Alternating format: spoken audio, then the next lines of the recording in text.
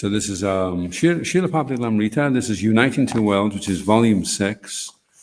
And it's chapter entitled, I Have Done My Part. One who does something substantial, he lives forever, he doesn't die. One has to accept another body according to his karma. But for a devotee, there is no such thing. He always accepts a body for serving Krishna. So there is no problem. Rameshwar Swami informed, thank you, Prabhupada, that the last volume of the 9th canto was at the printer, and the first volume of the 10th canto would follow in 2 weeks. Srila Prabhupada inquired about whether it was more economical to print the Hindi books in India or America, and they discussed. Internationally, all conditioned people are suffering, said Srila Prabhupada, but you devotees are above all dangers. Ketananda Maharaj knows that very well. He has no danger sticking to that New Vrindavan program. There is always improvement. They eat first-class nutritious food. And where is that place in Pennsylvania? It was like old times with Srila Prabhupada hearing reports and correcting and inspiring leaders to do more and more, assuring them that Krishna would help them. Rameshwar Swami described for Srila Prabhupada's pleasure the great volume of Krishna conscious literature being distributed. At the end of this year, he said, we will have sold at least 65 million books on Krishna. Every year we are selling at least 15 to 20 million books now. Yes, said Prabhupada. They ask, why are you stressing so much on Krishna? But that is the only message. It will increase more. People will be inquisitive. Srila Prabhupada continued to talk, but with occasional reflections on his present condition. Where is the problem, he asked? We are talking about Krishna, so if all of a sudden I collapse, then where is the problem? Krishna Tvadiya Pada Pankaja. Ordinary dying is Vita Pita, choking. But if in the kirtan you die, oh, it is so successful. Not the injection and operation, that atmosphere, but in Krishna kirtan, that is glorious. Not oxygen, gas, dying, and so much trouble. Chant Hare Krishna, bas, and let me die. Krishna. Never be disturbed. Chant Hare Krishna. For chanting, you have got so much material. Now read something from this book.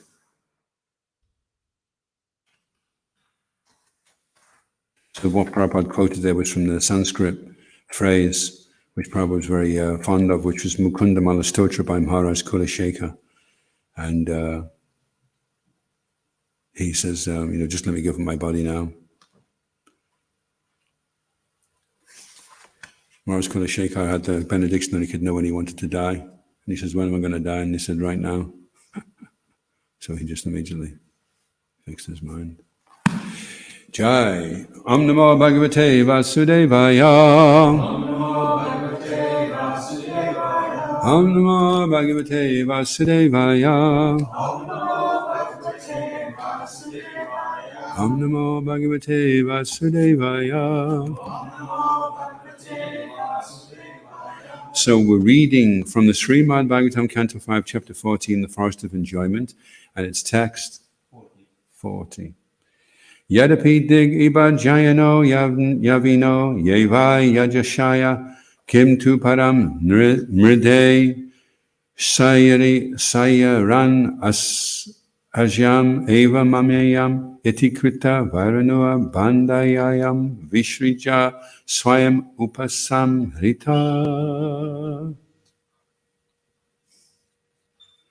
yatapi, although Dik Iba Jayana, who are victorious in all directions.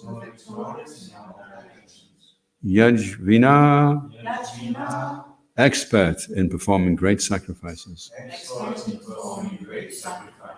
Yea, all of whom. Vai, indeed. Shishiko Maya Pashashiki Jaya. Raja Rishaya, very great saintly kings. Kim tu, but Param, only this earth. Mride, in battle.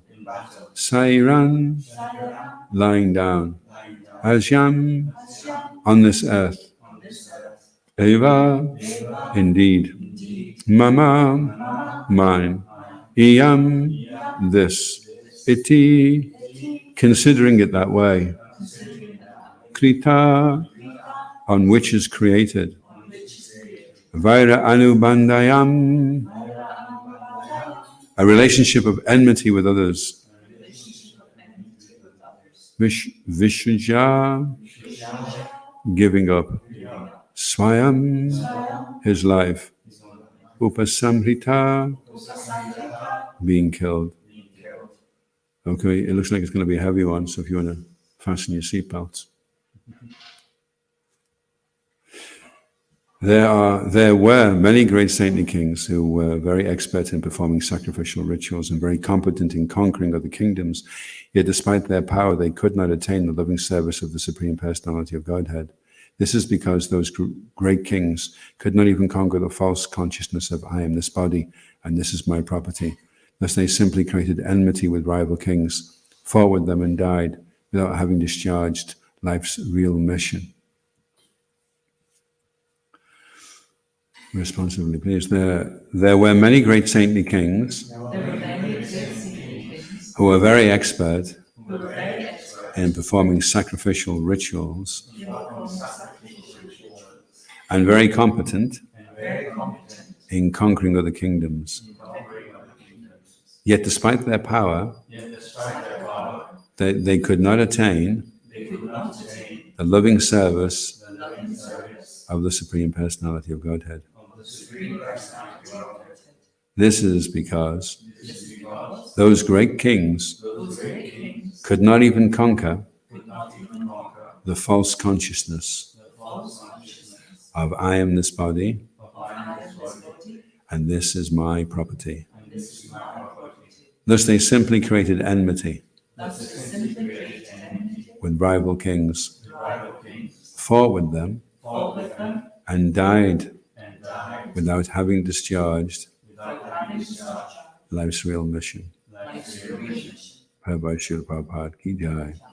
The real mission of life for the conditioned soul is to re-establish the forgotten relationship with the Supreme Personality of Godhead and engage in devotional service so that he may revive Krishna consciousness after giving up the body. One doesn't have to give up his occupation as a Brahmin, a Kshatriya, Vaishya, Shudra, or whatever. In any position, while discharging his prescribed duty, one can develop Krishna consciousness simply by associating with devotees who are representatives of Krishna and who can teach this science. Regretfully, the big politicians and leaders in the material world simply create enmity and are not interested in the spiritual advancement. Material advancement may be very pleasing to an ordinary man, but ultimately he is defeated because he identifies himself with the material body and considers everything related to be his property. This is ignorance. Actually, nothing belongs to him, not even the body. By one's karma, one gets a particular body, and if he does not utilize his body to please the Supreme Personality of Godhead, all his activities are frustrated. The real purpose of life is stated in the Srimad Bhagavatam. Atapambya divashreshta vanashrami bhagasa swanushthitasya dhamasya samsade haritoshanam. It doesn't matter what activity a man engages in, if he can simply satisfy the Supreme Lord, his life is successful. Om Ajnana Timirandasya Gananjana Shalakaya Chakshuran Mritam Jena Tasmai Shri Gurave Namaha Shri Chaitanya Manobhishtam Shtapitam Yena Bhutale Swayam Mayam Dadati Swapadantikam Jaya Shri Krishna Chaitanya Prabhu Nityananda Shri Advaita Gadadha Shri Vasadi Gaura Bhattarinda Hare Krishna Krishna Krishna Hare Hare Hare Rama Rama Rama Hare Hare Vanchikapatrubhyascha Kripasindubhyevacha Paditanam Bhavanebhyo Vaishnavebhyo Namo Namaha.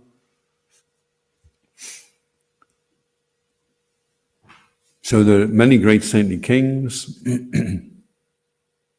So saintly in the sense that they were expert at performing sacrifices and competent.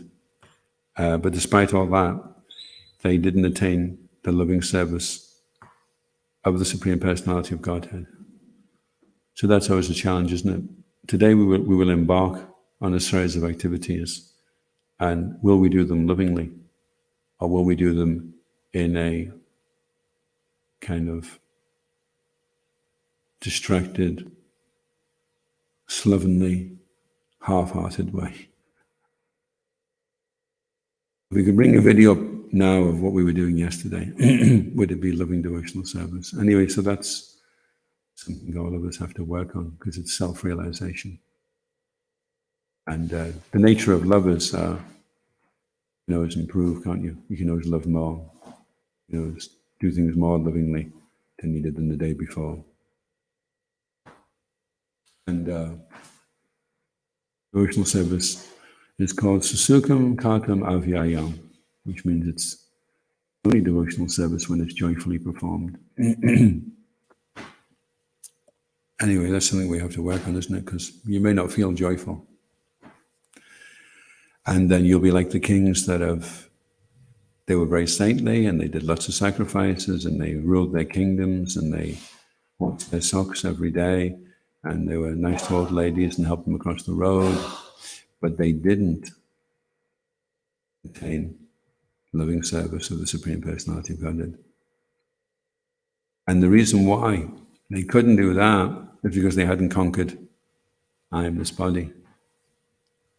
This is my property. So this is what's standing in the way. We were talking yesterday about the demons.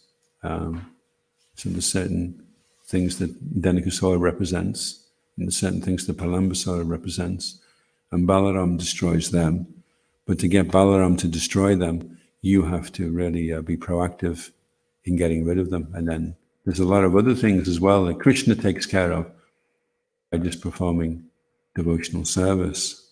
All these different, but here it's being identified that the king's main problem, what was standing in between them and loving service, was they thought they were the body and that this was my property. So that's Dhenukasura. Dhenukasura's gross ignorance of your identity, the Lord's identity, and the identity of the name. And that really struck me when I was studying that the other day, the identity of the name, because who really thinks about names having identities? Generally not. This is considered the world of names, isn't it? Nothing has any real meaning to it.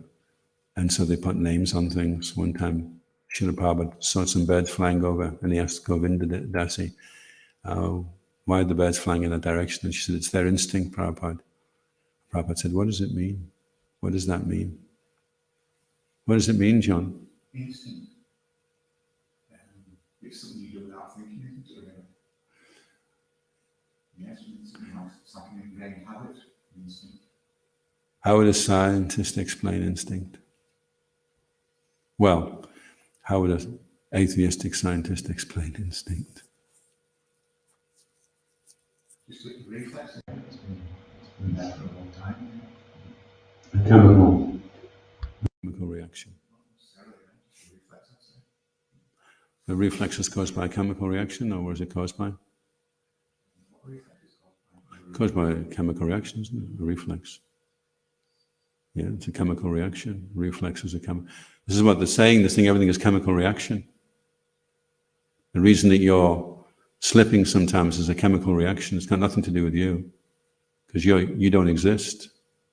You're just chemicals. You can't be held responsible, really, because you're just a chemical. And that's what Prabhupada breaks down material attachment. One of the things is fear of a personal identity. So you're not accountable if you're just a chemical. You can blow people up. You can do nonsense, and nobody can really say, well, is that the meaning of life? Well, there isn't any meaning of life. It's just a chemical reaction. So that's how they would explain instinct. So then how do we explain instinct? What's instinct, Felix? According to Krishna consciousness, how would we explain instinct? Natural longing from the soul. Any advances on that? The natural longing of the soul. Instinct, Krishna conscious. What's the Krishna conscious perspective on instinct? It's material instinct or spiritual instinct. Any instinct? I'll break it down into material and spiritual, because material instinct is what we're trying to get away from. Paramatma. Paramatma speaking to us all the time, a little bird on the branch. He's the voice that we think, I knew I shouldn't have done that. Paramatma told us not to do it. That's what instinct is. Instinct is the distant voice of the Paramatma. And Paramatma reminds you of your previous desires. He helps you digest your food. He helps you remember things. And sometimes he helps you to forget things. If you're attached to something like smoking, then the Paramatma helps you forget that smoking is bad for you, to facilitate your attachments. And Paramatma is very kind. He's interacting so intimately with every living entity, and he's their well-wisher.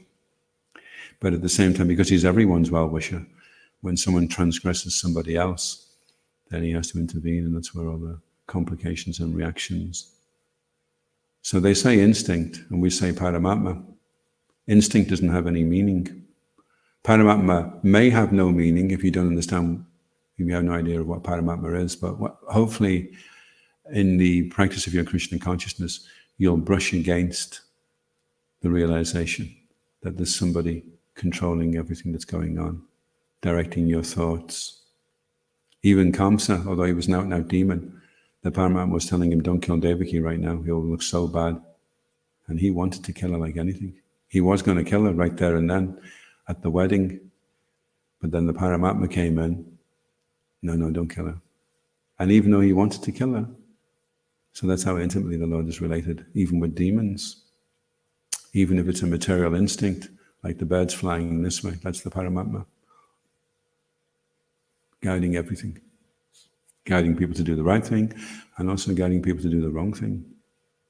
Then they'll blame the Paramatma. Well, the Paramatma told me to do it. Only because you wanted to.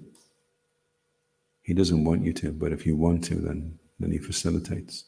He's been fulfilling everyone's desires since time immemorial. Anyway, so so it's the world of names. And so I thought that really struck me, the identity of the name. We're in gross ignorance as to the identity of the name. So we've all been practicing Krishna consciousness for some time. Can we share? Can everybody contribute to their appreciation so far of what the identity of the name is to them? If someone stopped you in japa, someone that knew absolutely nothing, and you were walking up and down in japa, and they said, excuse me, John, what are you doing just now? What would you say? We'll start with Ashish. If someone asked you, what is the identity of the name? Say, I've been hearing about this.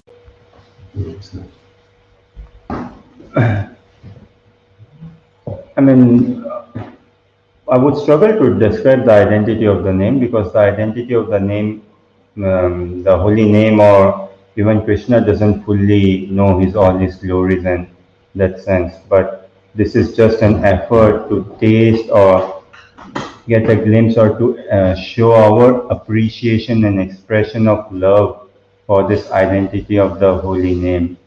And I'm just struggling, but trying to express my attitude of gratitude or service towards the holy name, because the holy name is so powerful, the revolution it has brought in my consciousness.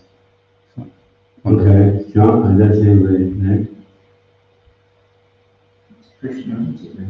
Krishna. That's true, yeah. That's the identity of the holy name. It's Radharani and Krishna, isn't it? Radharani and Krishna. That's the identity of the holy name. How well we are aware of that when we're chanting, whether we're fully aware that we're in front of Radharani and Krishna and we're asking to engage in dancing, we're not be aware of that. So you could say that, yeah. What about Felix? Identity of the holy name? It's what we're aspiring and begging to achieve. I think is Krishna, to be with Krishna again, to serve Krishna, and Krishna to be present in our activities. So we're invoking Krishna's mercy into our lives, and ultimately Krishna's personal presence into our lives, whether we're in the material or the spiritual world. So it's a lifeline. If I was to pull you out of the body right now, or just pull the consciousness out of the body, and I left behind your mind, and the false ego, and your intelligence, and the body composed of the internal elements, and I just had the consciousness. I just took the consciousness, and then I offered that to the. Well, okay, I'll leave that one for a minute. What would you say the identity of the Holy Name was? I'll just jot some thoughts down there. Prayer, prayer of gratitude, prayer of pleading for mercy and guidance, like a cry in the dark. The soul's longing for his eternal relationship. So that's kind of, from our point of view, you see, that's our identity really. But the identity of the name is something, see, so when we're chanting, sometimes we can be kind of absorbed in ourself, and we're not actually, so what I was saying with Felix was, if I took you out and left all that behind, because there must be a lot of things going on in your mind right now about making arrangements, you know, and I just pulled out, like you see the Yamadutas doing, you know, they pull out, because there's this ropes, they just drag the person out. Because they drag the mind out, actually. Probably they could drag that out and then drag you out of that. So that's all left behind. And then Felix, we just take Felix now and we just put him on a fire. This is just Felix's pure consciousness. And the fire is the holy name. It's the Yuga Dharma. Each age there's a different fire. The actual fire itself, or fire of meditation, or the fire of doing deity worship. So in this case, it's Harinam is the fire. So you take the consciousness out and you just put it in the fire, and it just gets consumed. And there's no thoughts. There's no intellectualization. It's just the whole mantra just takes over, and there's nothing else going on. You're not there anymore. The identity of the name is you've become absorbed so much in Krishna that you're no longer aware of yourself. You're just like thinking of Krishna's Leela, Krishna's quality. It's just so beautiful, it's so amazing. You're reflecting on the things you've heard about him, and you're going to holy places that he's been. But you don't really exist in this. Everything is just Krishna. You're consumed by Krishna. He's so overwhelmingly substantial, and we're so insubstantial, we're so insignificant. So we lose our existence in Krishna. We just become a tsunami of Krishna consciousness. So the identity of the holy name is our true grounding. It's the soul's true existence. Is that there's nothing else other than just Krishna going on. Like the sunshine, the particle of light.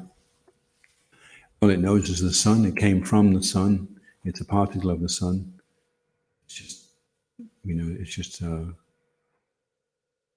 that's all it is. Then when it gets refracted, then it becomes painted, and then it becomes tinted by this color and that one and this nuance and that, and then a whole spectrum of variegated shades of consciousness come into play. And the modes of material nature combine like a kaleidoscope. And then we have this whole paradigm, which is a distraction from the pure consciousness that we're normally in. Pure, unadulterated, unending love. Krishna is just, wow, Krishna. That's the identity of the name.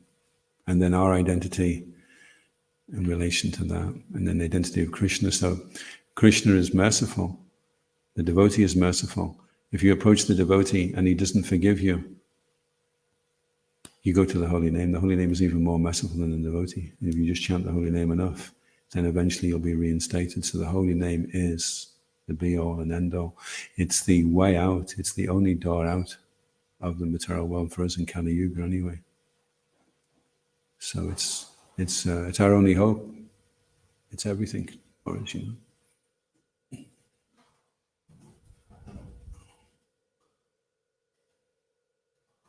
So that's the And that's what we want to become focused on and become more aware of. And to do that, we need to be in a sattvic way of life. And then the rajasic things, that's why we follow the Four Regular Principles. That's why we are obeisances. That's why we keep clean. That's why we smile and be nice to each other, because we want to stay in the mood of goodness. And as soon as rajas and tamas comes in, then everything becomes, well, it becomes very complicated actually. It becomes very diverse and very complicated. And we become very distracted as well.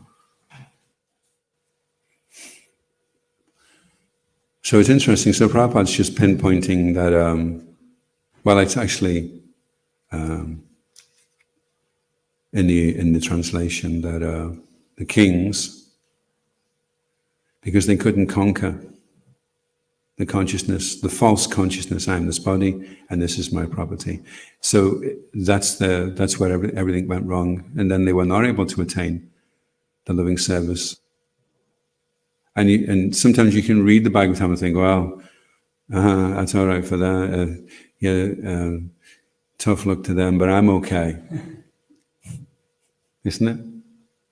Oh yeah, those kings, they didn't attain the loving service. Well, no wonder, look, they're going around having fights and I'm this body and this is my property. Why didn't they just wise up, like me and attain? And then after a while you start thinking, maybe this is actually referring to me, Initially you don't tend to think that.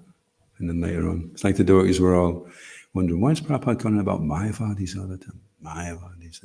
Well, everyone knows the Mayavadis, it's no good, it's, we know we're not one with Krishna, we're not Mayavadis. And then later on, the devotees started realizing the reason my problem was going on about the Mayavadis so much is because everybody was so heavily affected by Mayavadi philosophy.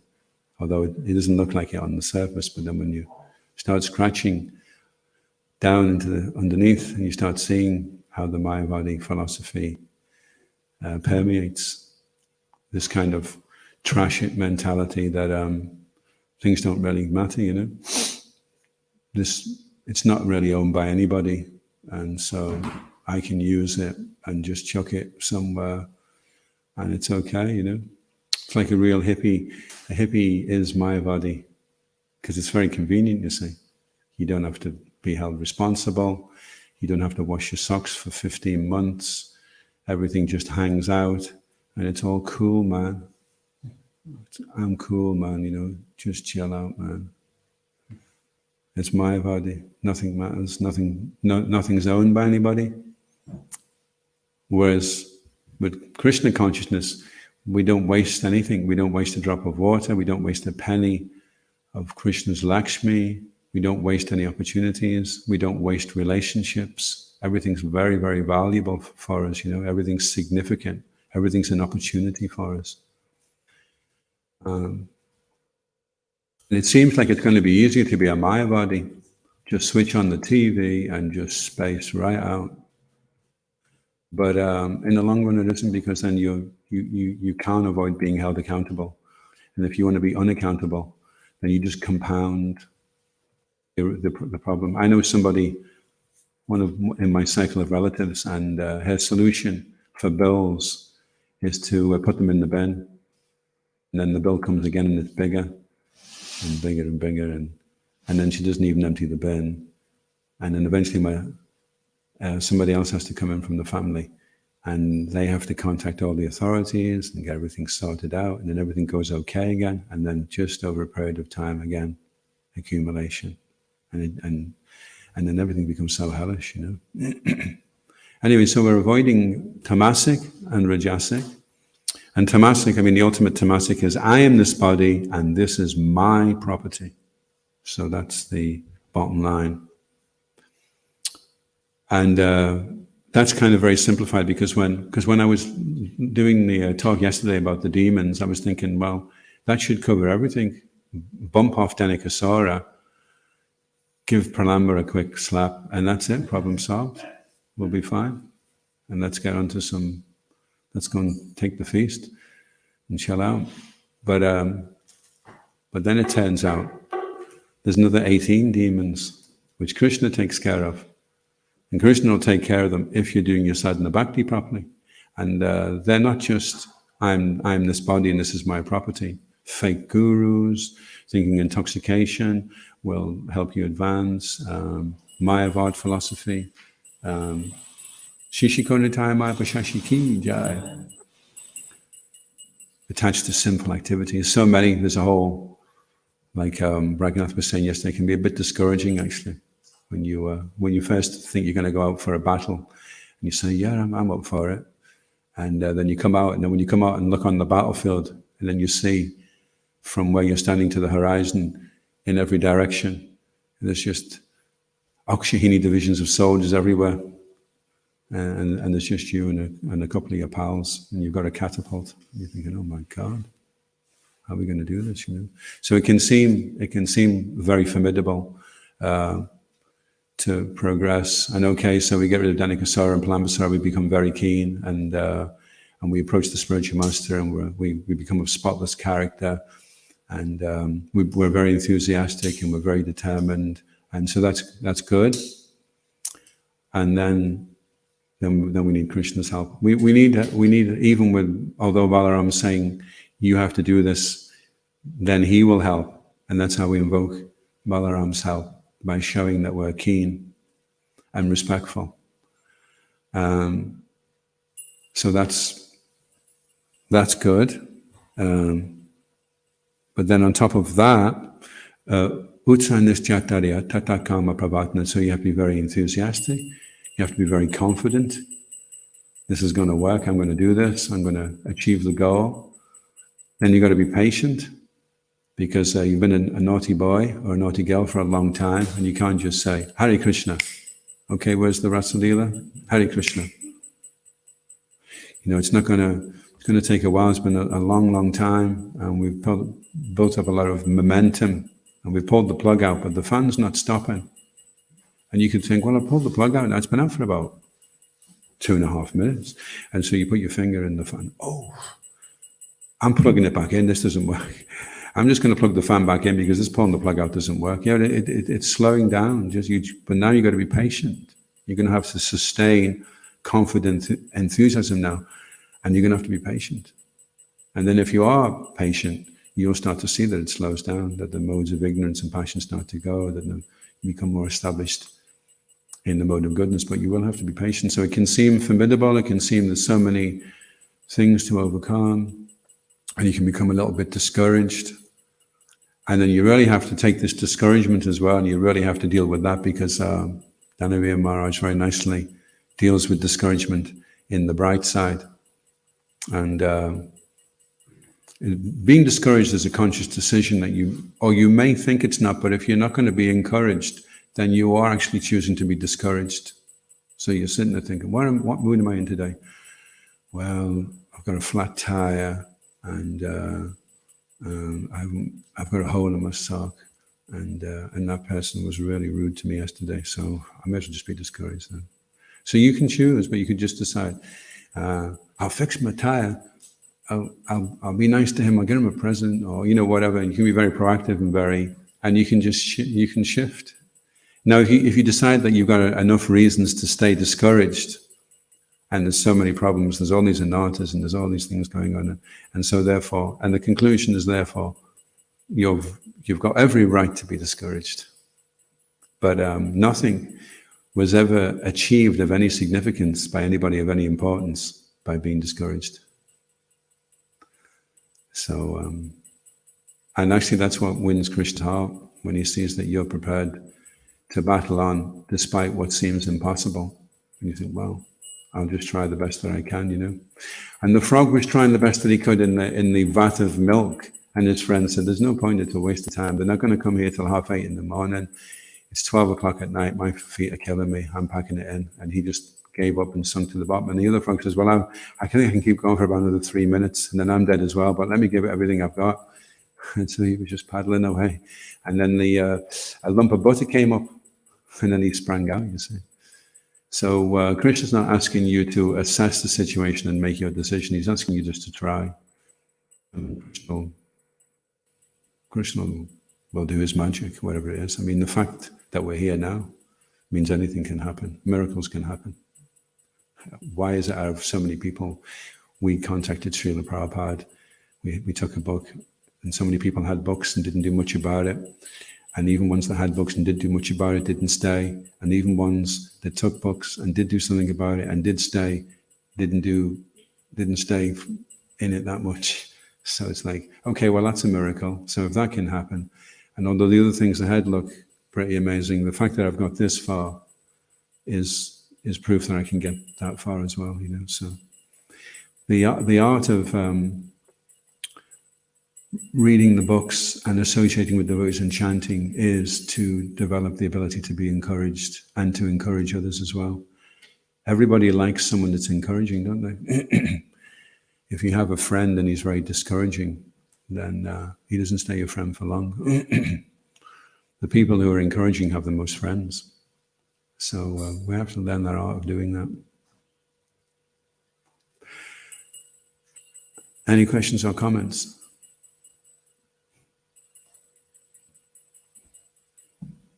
It's very simple in one sense. It's kind of crammed everything into I'm this body and this is my property.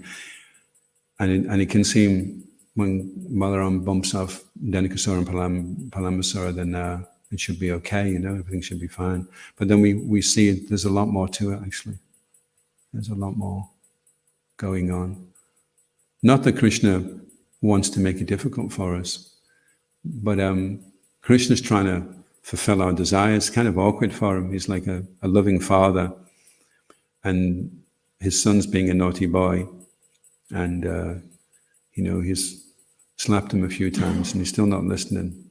And he's like, okay, well, you know, what is it you want? But the thing is, the naughty boy doesn't even know what he wants. He doesn't really know what he wants. Well, what is it you want? There was an argument one time. There was a man and his wife arguing, and he was saying to her, well, what is it you want? What do you want? And there was this pregnant silence. And then, I want a lot. So I suppose you could keep it general, right? And that way you can change it as you go along. Or it can just be like one of these lists that never ends, you know.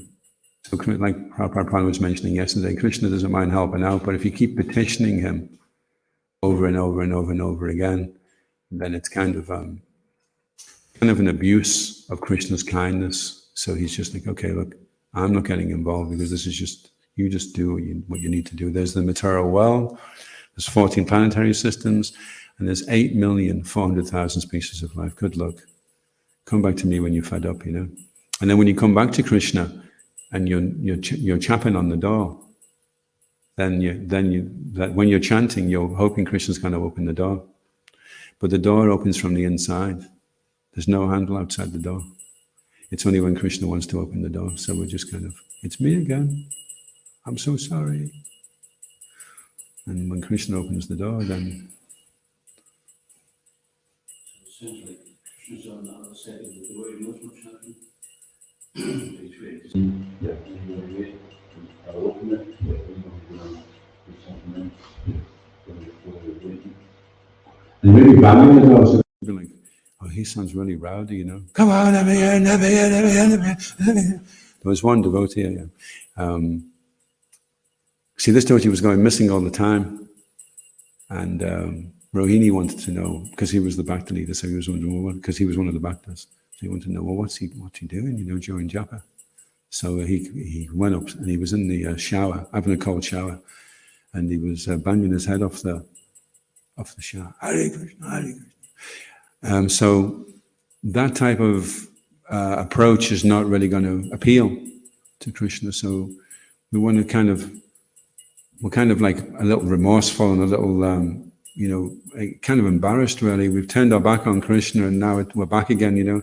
I mean, it's always a very awkward situation when you realize you've done something wrong and you're trying to go back and say, look, I'm really sorry about that, because you're not sure how they're going to react, you see.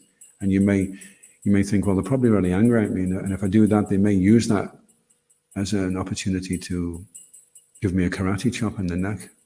So I'm looking really, So that's how we're chanting and approaching Krishna like that. To me again, I was gonna go out and, you're given a universe. First thing you're given is a universe to play with. I mean, that's kind, isn't it? Can you imagine if what did you get me for Christmas, Dad? Well, it's over there, but it's a big one. Oh yeah, what? It's a universe. Oh really? Yeah, yeah. And you've got another 3 heads. You put those on, and anything you do, it'll just happen. You can have trees, lakes, anything you want. Oh really? Oh, that's far out. Thanks, Dad. Just be careful, son, because if you get caught up in it, it could be a long time before you finish with that toy. No, I'll be all right, Dad. Okay, then. Don't worry about me, Dad. And then you get yourself in a real mess, and then you've got to go back to your dad and say, I really made a mess of that one. That ended up coming back as every species. They say that Brahma becomes attached to his creation, so then he takes birth as every species in the creation. And so here we are.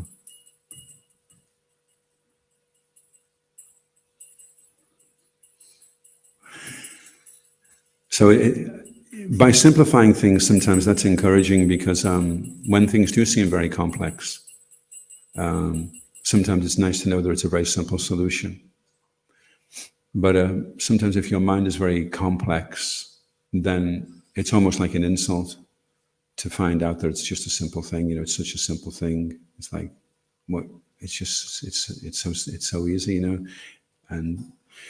And so there's so much philosophy and so many books are there to help you understand. But it is really a very, very simple solution. Interesting to say that Lord Brahma's, certain Lord Brahma's become attached to the universe and have to take birth in the different species. Yeah. Something people are so attached to the house that when you die, you come back and you go into the tree, inside or outside. But sometimes you see old houses and there's trees growing out of them, and you wonder who those people actually owners, previous owners, are attached to that place. That's why we're there again. Yeah. Yeah, there's a story of Father, isn't it? No,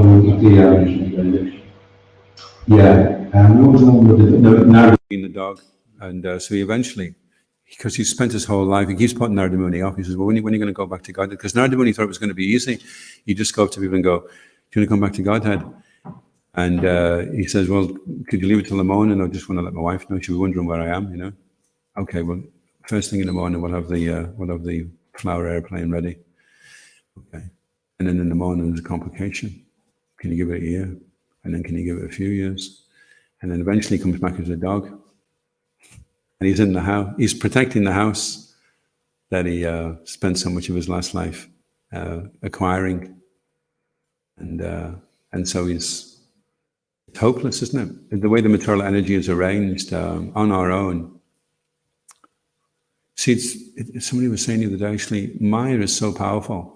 But Krishna, it was Mahaprabhu was saying, but Krishna, we forget Krishna is more powerful than Maya. So we just have to bring Krishna. Krishna's like, it's like being in a ring and you're fighting with someone and you just need to tag the person, you just need to touch the person and they'll hop in. So you're getting completely hammered by your opponent in the forms of Maya, and she's smacking you upside down, and you've just got to try and tag Krishna, and then when he comes in, then he can kick out Maya. Devi Shiguna Maya Maya Duratya. It's Duratya, it's very difficult. But it's very easy. That's the paradox of Krishna consciousness. It's impossibly difficult, and it's sublimely easy at the same time. There's a question online, Prabhu. Yeah? I read it out. Maria, I believe. Mariana. She says, Hare Krishna. Hare Krishna. How can one maintain patience on the path and keep enthusiasm in a long term until we reach the mode of goodness, living outside of the temple? Thank you, that's a nice question. Problem with patience is You can become impatient waiting for it. So when you're trying to be patient, then the first thing is you have to be patient. Anyway, so yeah, if you think, a few years ago I had a cough and it wasn't going away, and I knew there was something wrong. I had a blood test, and then I found out I had quite a serious problem, and luckily I got free from it. But I could have not known about it. And one time I was thinking, I think I was better off not knowing about this. I was happier. I was kind of carefree, you know. Now that I know about this, it's disturbing me, it's worrying me, you know, having to go for tests all the time, having to take all these different types of really, really horrible medicine, you know. I was better off before, you know. So with patience, you may think you're okay already, and then you start trying to do something, and then you realize, oh, actually, I'm not that good at this. But that's better to know than to think that you're okay. So if you're striving for something, then the first stages is that you realize that you're, like if you're bodybuilding, then you realize you're really weak. I remember when my dad was a weightlifter, and he had massive muscles. He used to bend 6-inch nails to show how strong he was and rip telephone books. When I was a kid, it was like the Incredible Hulk, you know. So I thought, I'm going to do that as well, you know. And I had little spindly arms, you know. And I was lifting the weights, and I was looking at my dad, and I was thinking, this is going to take a long, long time, you know. So I just gave up. And I thought, because the thing is with weightlifting, if you don't keep it up, then you go really big, you know, which is what happened to my dad to some degree. So I just I didn't think it was worth the amount of endeavor it would take. But in the case of developing spiritual qualities and coming to the mode of goodness, it's definitely worth it. It's such an amazing, because even if you don't achieve, like with the muscle thing, if you don't get there, there was one guy actually, he used to look in the mirror, and he must have only had half a mirror or something, because the top part was massive and he had these little legs, so he looked like a chicken, you know. It was like and he says, I've created this body. And I was thinking, well, you need to get yourself another half of the mirror, pal, because you're only looking at the top half, you know. So So the thing about material things is, unless you get it 100%, then it doesn't quite come off. But the thing about spiritual, if you're trying to be in the mode of goodness, and you're trying to be spiritual, and you're trying to be patient, and you're trying the best that you can, and it's not quite there by a long way, even, Krishna can just decide, well, that's fine. He tried the best he can. She can come back. Oh yeah, Mariana, she's fine. She tried hard, so fine. So Krishna can do that. That's the nature, because it's not a mechanical process. It's a dynamic relationship, and that's different. Dynamic relationships, if you soften somebody's heart, they can just pull you out. They can just decide, you know. If you've tried really, really hard, like that boy that won the race. Well, he didn't actually win the race.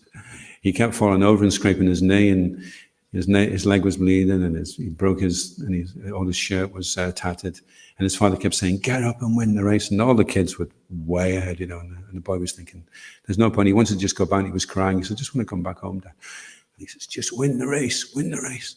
So the boy kept going, and he was just running and running and running. And then eventually, the boy got over the line, and he was totally the last by like a, you know, they'd all, and the crowd were like, "Yes!" And they were more enthusiastic about the boy, who he actually lost the race, but he won the race because he tried harder than anybody. So it's not a mechanical thing that you know, the time of death, Krishna says, "Oh, Mariana, well, you weren't very patient that day, were you? When you were serving halava and you slapped it all over Felix's kirta." He's not like that, you know. He's I think, well, she tried the best she could, so she won the race. So that's what we're doing. We're trying the best that we can, and hopefully Krishna will think we've won the race. Okay, I'll finish there. Iskon Guru Vinda ki, Srila Prabhupada ki, Grantaraj Srimad Bhagavatam ki, Go Premanandi Hari Bol.